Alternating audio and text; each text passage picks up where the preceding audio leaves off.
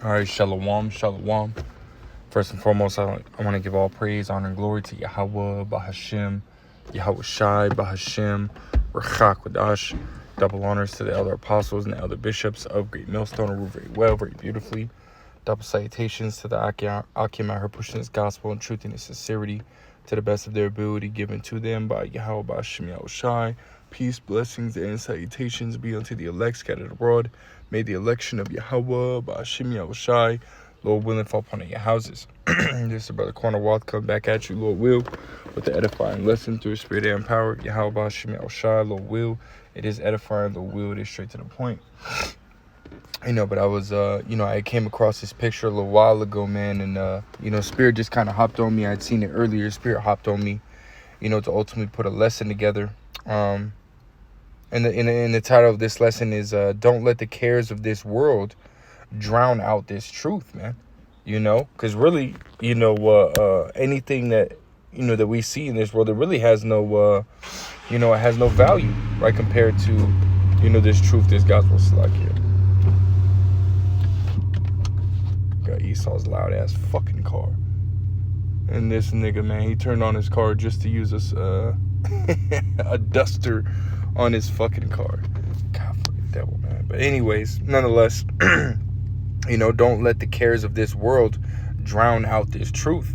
And you see in the picture, man, you got social media, right? Smoking, drinking, relationships, or, in a sense, a woman, right? And he's reaching for what? The lamp, right? The light, right? Which is, this truth is likened unto a lamp, right? This truth is likened unto light. Before we get started, we'll grab that. King David, ultimately made that statement, right? In Psalms, 119 and 103, I think is what it is. Yeah, Psalms 119 and 105, just hitting the point, right? It says, Thy word is a lamp unto my feet and a light unto my path. So this word is likened unto a lamp, right? Likened unto a light. So when we look at this picture, right, he's ultimately reaching, for this truth, this word, right? But what's happening is the things that are of the world are ultimately pulling him back, right? Choking out or choking him away from this truth, right? And we can't let that happen to us, man, because there's a lot of things, that we could get into, in this world, or, things that, that would take up, our time or our attention. And we have to put those things, to the side, man, and it could be things that, aren't necessarily, unlawful for you to do. Again, right? It's not unlawful for us to, have a woman, it's not unlawful for us to, even drink yayan, which would be, drink, right? That's not unlawful for us, man, but, giving into, that fleshly desire, right, to do those things or to have those things, hey, that can end up, choking out this word, man, right, separating us from, our duties, so we have to put that shit away, man, because that again, those things, right, the things that are of the world, the things that are of the flesh, the cares of this life, right, can ultimately drown out this truth, man, so to speak, man. So I want to grab this parable in Matthew's the 13th chapter, right? The parable of the sower, right? We'll start at verse 18. It says, Hear ye therefore the parable of the sower, right? Verse 19, When anyone heareth the word of the kingdom and understandeth it not, then cometh the wicked one and catcheth away that which was sown in his heart. This is he which received seed by the wayside, right? Verse 20, it says, But he that received the seed into stony places, the same is he that heareth the word, and anon with joy receiveth it. Yet hath he not root in himself, but endureth for a while. For when tribulation or persecution ariseth because of the word, by and by he is offended, right? And we see that a lot. Dudes ultimately, again, being in this word, and, when, they get tested or they start to go through any kind of trial or tribulation or any kind of persecution, right, from those who are outside, this truth, right? They ultimately get offended and they leave, man. You know, but here's the point. In verse 22, it says, he also that received seed among the thorns is he that heareth the word, and the care of this world and the deceitfulness of riches choke the word, and he becometh unfruitful, right? So you ultimately, again, giving in to these, the things that are of this world, right? Again, it could be woman, it could be social media, it could be all these different things that are in the world, right? Going out and partying, you know, just giving into the flesh, right? Giving into the things of the world, that can ultimately choke this truth out, man. You know? And now you're looking at being, you know, being destroyed, right? ICBM nuclear missile, right? Ultimately coming in and destroying your ass, man. Because you didn't want to stay focused on the task at hand, right? You didn't want to stay, you know, locked in, you know, so to speak, man. Right now you're dead, you know, because you wanted to continue to care, you know, for this world when the scriptures tell us not to, you know. Let's jump to this in 1 John chapter 2. So like chapter 2 and verse 15, it says, love not the world, neither the things that are in the world, right? We're not supposed to love the world, man. You know, we're in the world, and, you know, of course we have to, you know, continue to try to survive. And, you know, again, there's nothing wrong with, you know, having a nice car, having a nice home, you know, expensive car, expensive home, right? There's nothing wrong with that, you know, but when you ultimately try to, you know, start to make it, you know, your focus, right, your main priority, and well, then guess what? That's when, you know, the truth ultimately starts to get choked out, man. You know, it says, if any man love the world, the love of the Father is not in him, right? It says, for all that is in the world, the lust of the flesh, the lust of the eyes, and the pride of life is not of the Father, but is of the world, you know? And Yahweh Bashim Yahushua ultimately didn't call us into this truth, into this gospel, right, to serve him and to you know, to be a part of the world, you know, because the scriptures say, you cannot serve the Most High and mammon, right? A man cannot serve two masters, you know. So you're either going to love the Most High or you're going to love the world. There's not both, you know. It says, and the world passeth away and the lust thereof, but he that doeth the will of the Most High abideth forever. That's right, man. Right? So everyone, you know, the world, the Lord's about to destroy this fucking place, man. Right? He's about to destroy America, right? He's about, and all those who participate in that, you know, Americanized, you know, westernized, you know, lifestyle, and they're ultimately going to perish with it, man, whether they be in America or not.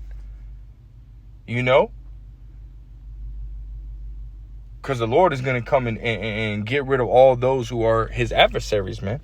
You know, all those who are his enemies, and all those who are his enemies are those that are of the world, right? Pursuant to James 4:4.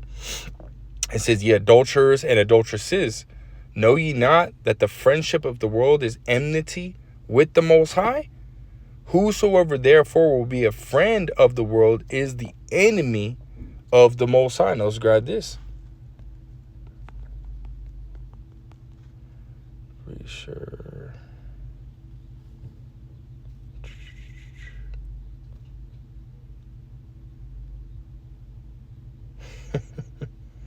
Fire.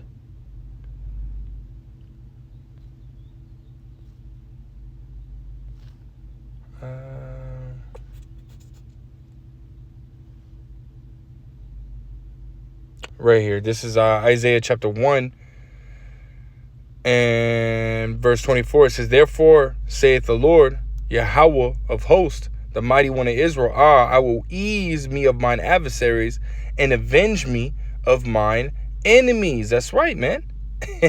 So the Lord finna get rid of all his enemies, man. And that goes for, you know, which this, you know, this precept is speaking on Israel, right? The wicked of Israel, right? But that can be applied for all the wicked, man. You know, because Esau Edom, right, is an enemy of the Lord, man. You know, the number one enemy of the Heavenly Father and his only begotten Son is Esau Edom, right? But it goes all the way through to the nations, right? All the way to 2/3 of the nation of Israel, man. You know, which again, right, who this precept is speaking on, but again, can also be applied, right, to all of those who are the enemy of the Lord, man. Right? The Lord is going to come do away with all his enemies, man. You know? All his enemies. You know, and again, this is why this warning is going out, right? Hey, don't let the cares of this world, right, ultimately drown this truth out, man.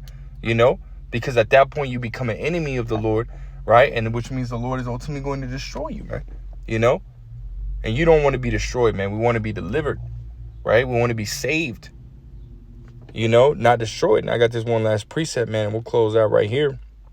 This is Luke chapter 21 and verse 34. It says, and take heed to yourselves, lest at any time your hearts be